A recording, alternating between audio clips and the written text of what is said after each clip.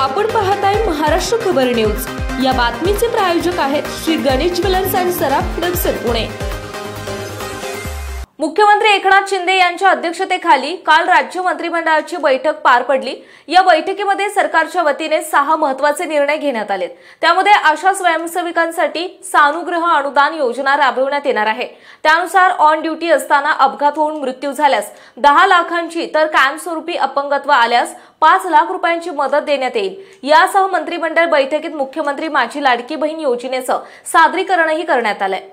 यावेळी राज्यात ही योजना राबवताना पारदर्शकता आणि सर्वाधिक महिलांना याचा लाभ होण्यासाठी योजना सुलभ करण्यावर आणखी काम करण्याचे बजावण्यात आले आहे। त्यानुसार योजना लवकरात लवकर पूर्ण करण्यासाठी काही नवीन नियम तर काही अटी आणि शर्तींमध्ये बदल करून शिथिलता करण्यात आली। राज्य सरकारच्या महत्त्वाकांक्षी मुख्यमंत्री माझी लाडकी बहीण योजनेची सध्या चांगली चर्चा होत आहे। सत्ताधाऱ्यांकडून ही योजना राबवण्यासाठी महिलांना सहजासहजी आणि सुलभ रीतीने शक्य व्हावं म्हणून नियमामध्ये अनेक शिथिलता आणण्यात आली आहे। मात्र अद्यापही काही तांत्रिक अडचणी असल्याने किंवा कागदोपत्रांची पूर्तताच्या अनुषंगाने बदल सुचवण्यात येत आहेत।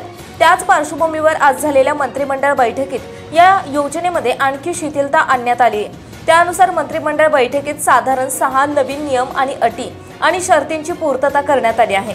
त्यानुसार लवकरच शासन निर्णय काढून ते लागूही करण्यात येईल। दरम्यान आजच्या मंत्रिमंडळ बैठकीतील महत्त्वाच्या निर्णयामध्ये म्हणजेच नवविवाहित महिलेची विवाह नोंदणी लगेच शक्य नसेल तर त्या महिलेच्या विवाह दाखल्यानुसार पतीचे रेशनिंग कार्ड पुरावा म्हणून ग्राह्य धरण्यात येईल। तर ग्रामस्तरीय समितीच्या मार्फत प्रत्येक शनिवारी लाभार्थी महिलांची यादी वाचन करून दाखवून त्यामध्ये बदल करावा लागणार आहे।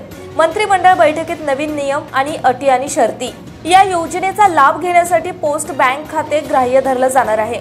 एखाद्या महिलेचा परराज्यामध्ये जन्म झाला असेल आणि तिने महाराष्ट्रात अधिवास असलेल्या पुरुषासोबत विवाह केला तर त्याही महिलेला पतीच्या कागदपत्रांवरती योजनेचा लाभ मिळणार आहे।